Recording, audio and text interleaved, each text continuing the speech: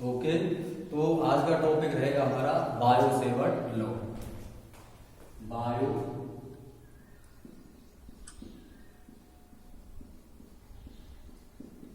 Savart law. तो bio Savart law पढ़ने से पहले सबसे पहले हम एक चीज समझेंगे, जो कि ये bio Savart law application of Biot Savart law अच्छे समझ में आएंगे। ओके, तो जैसे ये मैग्नेटिक नीडल है और ये इसका स्टैंड है, तो मैग्नेटिक नीडल में दो पोल होते हैं, two pole N and S, two pole होते हैं। अब इसके जस्ट पास में नियर एनी मैग्नेट नहीं है, तो अब ये रोटेट नहीं करेगी। मान के चलिए इसके पास में से मैग्नेटिक नीडल के पास में जब इस मैग्नेट को लेकर जाता हूं इस प्रकार से, तो क्या होता है, ये जो मैग्नेट है इस मैग्नेट के कारण ये रोटेट करती है। क्योंकि रोटेट करने का मतलब है या तो एंटी क्लॉकवाइज या क्लॉकवाइज। जब इस मैग्नेट को इसके समीप लेकर जाते हैं तो रोटेट करती है। रोटेट करती क्यों है? क्योंकि इस मैग्नेट का मैग्नेटिक फील्ड होगा और मैग्नेटिक नीडल का भी मैग्नेटिक फील्ड होगा। तो दोनों मैग्नेटिक फील्ड के इफेक्ट के कारण ये जब ये रोटेट कर सकती है एंटी क्लॉकवाइज या क्लॉकवाइज। प्रैक्टिकली ऐसा होता है। तो इस मैग्नेटिक नीडल के पास में जब कोई मैग्नेट नहीं लेकर जाते तो ये रेस्ट में रहती है। जैसे ही मैग्नेटिक नीडल के पास में अदर मैग्नेट लेकर जाते हैं एंटी क्लॉकवाइज और क्लॉकवाइज, ये रोटेट करती है। ये समझिएगा। इसी प्रकार से दूसरी बात, ये जो दूसरी मैग्नेट है इस मैग्नेट को इस मैग्नेटिक नीडल के पास में नहीं लेकर जाते हैं तो रेस्ट में हो जाएगी। अब हम क्या करते हैं, इस मैग्नेट को रिप्लेस करके इसकी जगह पे मैंने यहां पर रख दिया कोई कंडक्टर वायर। कंडक्टर वायर का नाम दे दिया एक्स वाई। ये जो मैग्नेट थी इसको रिप्लेस कर दिया है। अब इस मैग्नेटिक नीडल के पास में मैंने कंडक्टर वायर को रख दिया है। सबसे पहले ये मान के चलेंगे कि इस कंडक्टर वायर में जो करंट है जीरो है, no current flow in conductor wire. तो हम देखते हैं जो मैग्नेटिक नीडल है ये रेस्ट में है। I equals to zero, electric current zero है, देन तो मैग्नेटिक नीडल कैसी है, रेस्ट में। लेकिन हम देखते हैं कि जब इस कंडक्टर वायर में जब करंट फ्लो होता है, क्या होता है, इस कंडक्टर वायर में करंट फ्लो होता है, वैसे ही ये मैग्नेटिक नीडल एंटी क्लॉकवाइज और क्लॉकवाइज, एंटी क्लॉकवाइज या क्लॉकवाइज क्या करती है, रोटेट करने लगती है। तो रोटेट क्यों करती है? क्योंकि जब किसी कंडक्टर वायर में करंट फ्लो होता है, when current flow in conductor wire then magnetic field create around it. जब कंडक्टर वायर में करंट फ्लो होता है तो इसके अराउंड, इसके चारों तरफ मैग्नेटिक फील्ड क्रिएट होता है। पहले तो ये मैग्नेट क्रिएट कर रही थी मैग्नेटिक फील्ड, अब क्या है, करंट वायर को रख दिया है, करंट फ्लो हो रहा है, तो करंट फ्लो होने के कारण इसके अराउंड मैग्नेटिक फील्ड उत्पन्न हो गया। ठीक, तो इसका मैग्नेटिक फील्ड, इसका मैग्नेटिक फील्ड, तो दोनों इफेक्ट के कारण ये जो मैग्नेटिक नीडल है क्लॉकवाइज और एंटी क्लॉकवाइज रोटेट करती है। तो ये तो बात समझ में आई। जब किसी कंडक्टर वायर में करंट फ्लो करते हैं तो मैग्नेटिक फील्ड क्रिएट होता है 101% प्रैक्टिकल। ओके, तो अब चलते हैं बायो सेवर्ट लॉ। तो बायो सेवर्ट लॉ क्या बताता है कि जब किसी कंडक्टर वायर में करंट फ्लो करते हैं तो उसके अराउंड मैग्नेटिक फील्ड प्रोड्यूस होता है, क्रिएट होता है। Okay, when current flow in conductor wire then magnetic field create around it. Okay, तो अब चलते हैं डेरिवेशन की तरफ। तो ये जो बायो सेवर्ट लॉ है, बायो सेवर्ट लॉ में दो चीज निकल के आती हैं। नंबर एक में निकालेंगे magnitude of magnetic field.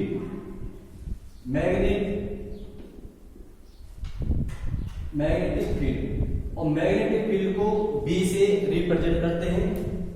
Second में बायो-सेवर्ट लॉ में क्या निकालेंगे, हम निकालेंगे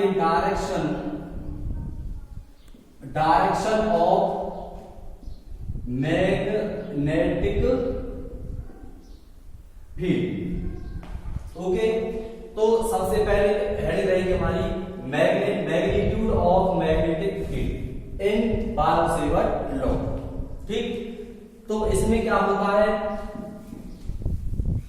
मैग्नीट्यूड ऑफ मैग्नेटिक फील्ड में, तो यहां पर निकालेंगे मैग्नीट्यूड ऑफ मैग्नेटिक फील्ड। तो यहां पर हमने कोई एक्स वाई कंडक्टर वायर मान लिया है, और इसमें आई करंट फ्लो हो रहा है। तो यहां पर लिखेंगे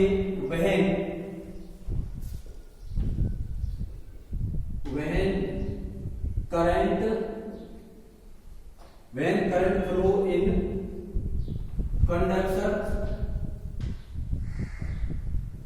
wire, then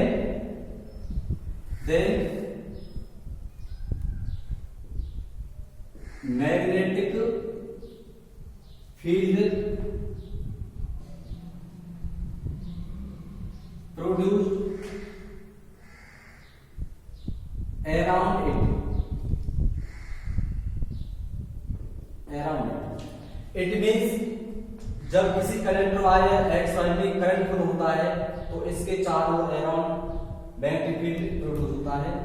तो एक्स वाई कंडक्टर वायर में हमने कोई स्मॉल लेंथ बार मान लिया है।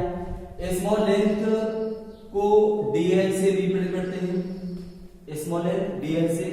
तो स्मॉल लेंथ डीएल में जितना भी करंट फ्लो हो रहा है, भाई स्मॉल लेंथ है तो स्मॉल कम से कम मैग्नेटिक फील्ड, और इस वायर की हमने पूरे वायर में करंट फ्लो हो रहा है तो अधिक से अधिक मैग्नीट्यूड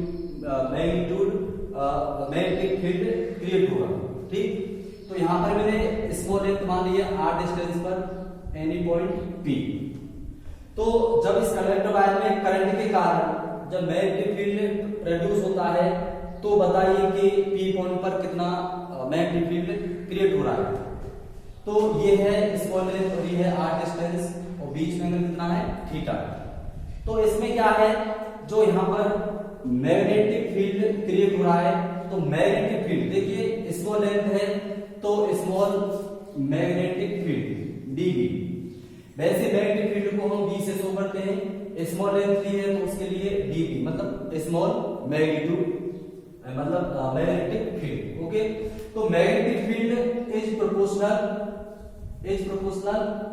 ऑफ करंट, कि जितना इस कंडक्टर वायर में इस स्मॉल लेंथ में जितना भी करंट फ्लो होता है वो प्रोपोर्शनल होता है मैग्नेटिक फील्ड का। सेकंड में magnetic field is proportional small length. ठीक, ओके, और नंबर 3 में magnetic field dB is proportional sin theta. Here theta is small length between small length and distance। इन दोनों के बीच में जो थीटा एंगल बन रहा है वह sin थीटा प्रोपोर्शनल होता है मैग्नेटिक फील्ड के। चौथी कंडीशन में क्या है, फोर्थ कंडीशन में, कि जो मैग्नेटिक फील्ड होता है inversely proportional distance square of distance. तो इन चारों को सबमिट करने के बाद में क्या आ जाएगा, dB proportional I dl sin theta, I dl sin theta upon r square. dv equals to k I dl sin theta upon r square. Then k is proportional constant. k क्या है? Proportional constant. k की value होती है mu not upon 4 pi. Mu not in air और vacuum permittivity, ठीक, तो ये constant है। अब इसकी वैल्यू उसमें रखेंगे तो ये आ जाएगा dv equals to mu not upon 4 pi I dl sin theta upon में r स्क्वायर। ये है मैग्नीट्यूड ऑफ मैग्नेटिक फील्ड। ओके, इसको हम लिखेंगे मैग्नीट्यूड ऑफ मैग्नेटिक फील्ड को in scalar form. Scalar form में इसको इस प्रकार से लिखेंगे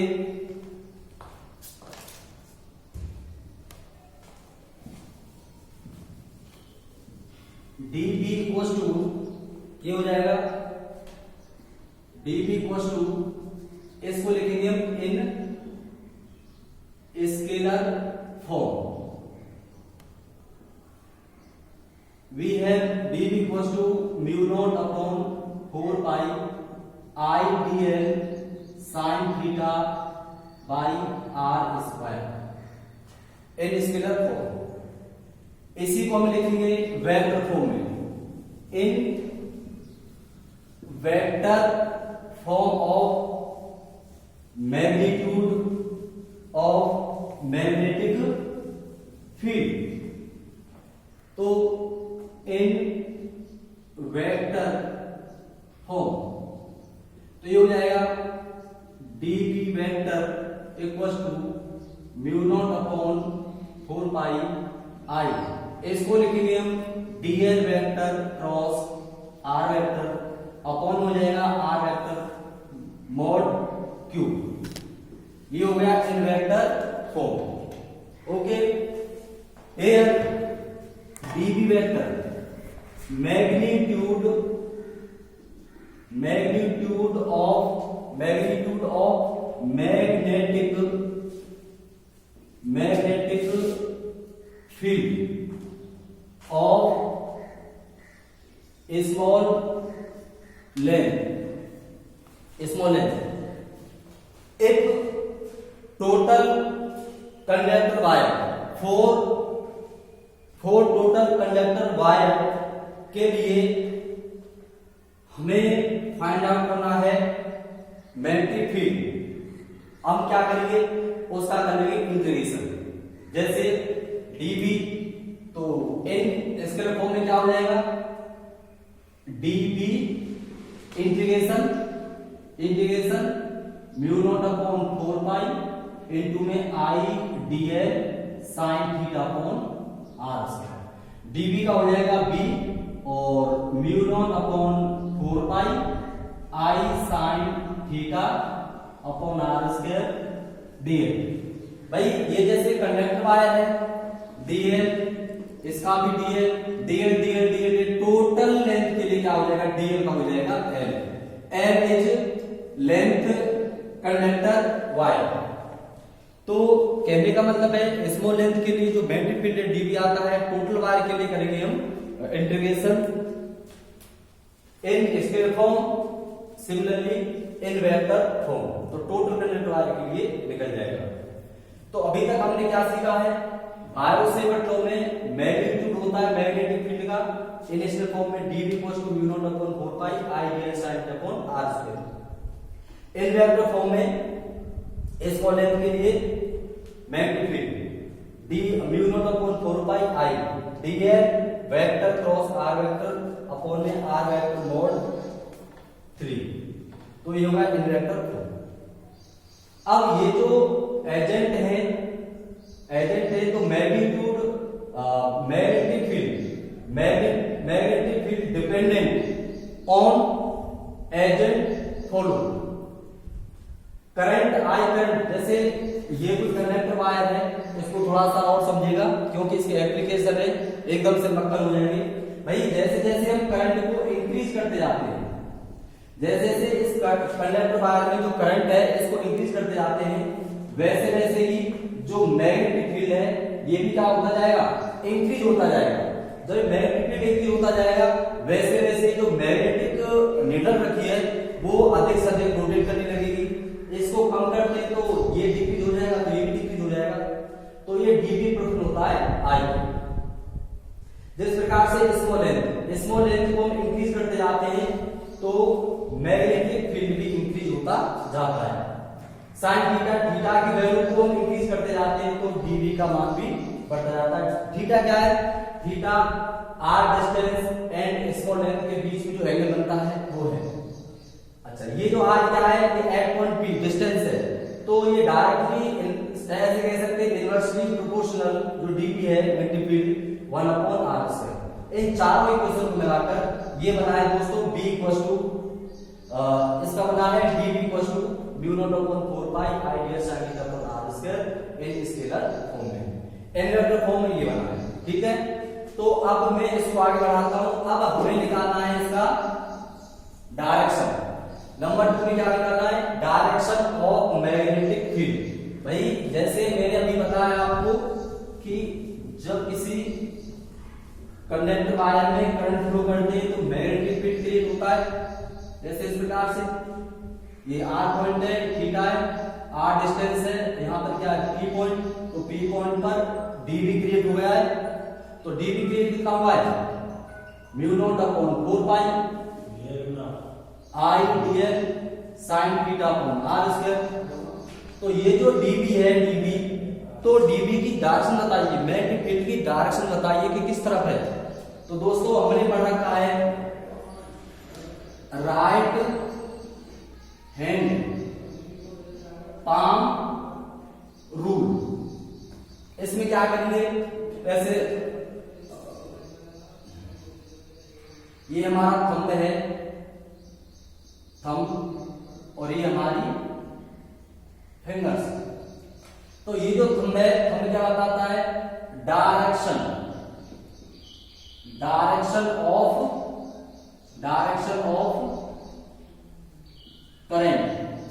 अच्छा, ये जो थंब, ये जो पाम है, वाला पाम कहां है, नीचे तरफ इस प्रकार देखो, मेरे इस प्रकार से ऐसे। तो ये जो थंब है, ये थंब बताता है डायरेक्शन ऑफ करंट।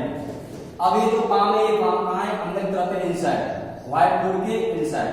ठीक, तो व्हाइट बोर्ड के इनसाइड है तो मैग्नेटिक फील्ड, तो ये बताता है हमें क्या, डायरेक्शन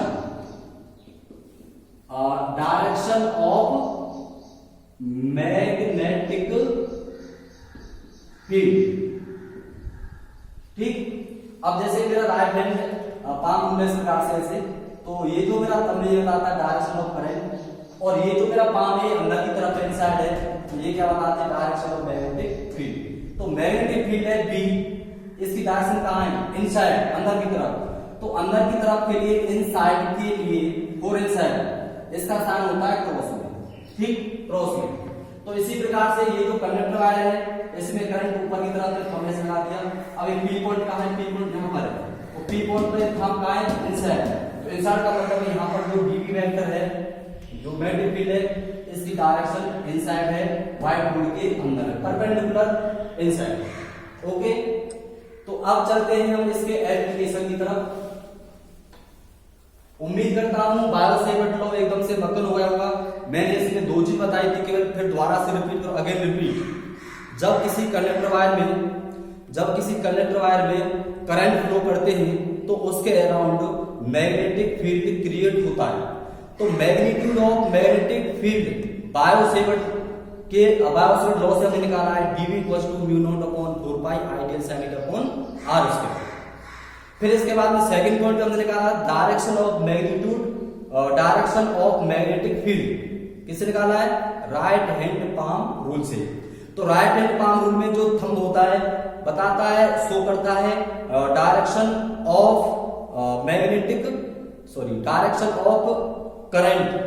ओके, और जो पाम है, पाम इनसाइड है, वो बताती है डायरेक्शन ऑफ मैग्नेटिक फील्ड।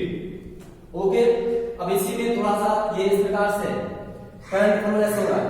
अब मान चलिए पी पॉइंट हम यहां मतलब ये पी पॉइंट आर डिस्टेंस है, बताइए पी पॉइंट पर डायरेक्शन मैग्नेटिक डायरेक्शन कैसे है? तो हम क्या करेंगे, थंब को लगाएंगे ऊपर की तरफ। अब ये जो पाम है राइट में, जो पाम है वो कहां रहा है, आउटसाइड। तो आउटसाइड का मतलब है व्हाइट छोड़ के आउटसाइड, परपेंडिकुलरली आउटसाइड, तो आउटसाइड के लिए डॉट। तो जो मैग्नीट्यूड ऑफ मैग्नेटिक फील्ड है उसकी डायरेक्शन कहां है, आउटसाइड। आउटसाइड आउटसाइड में क्या लगाते हैं, डॉट। अगर यहां पे हमको निकालना r point P point, r distance पर पी पॉइंट है, यहां पर निकालेंगे तो थंब को हम ऐसे रखेंगे तो डायरेक्शन ऑफ करंट में, फिर पी पॉइंट हम बनाना है अंदर की तरफ, तो इनसाइड इनसाइड क्या लगाएंगे, क्रॉस। इसके बाद में हम पढ़ेंगे एप्लीकेशन ऑफ। अगर ये अच्छे समझ में आ गया तो इसके 4-5 एप्लीकेशन है और सभी टॉपिक एकदम से क्लियर समझ में आएंगे। ओके, तो application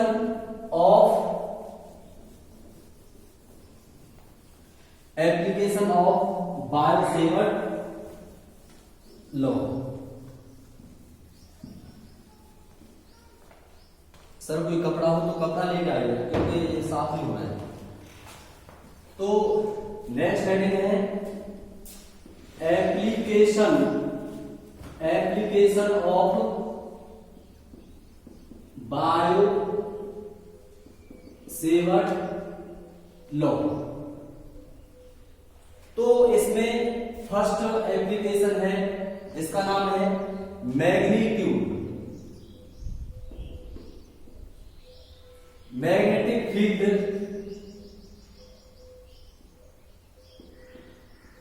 magnetic field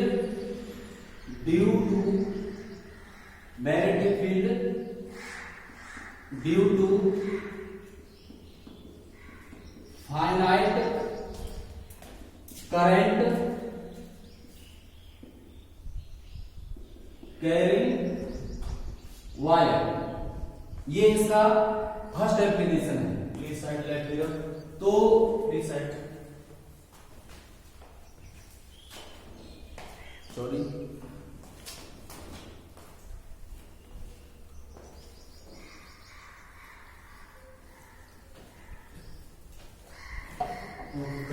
okay okay.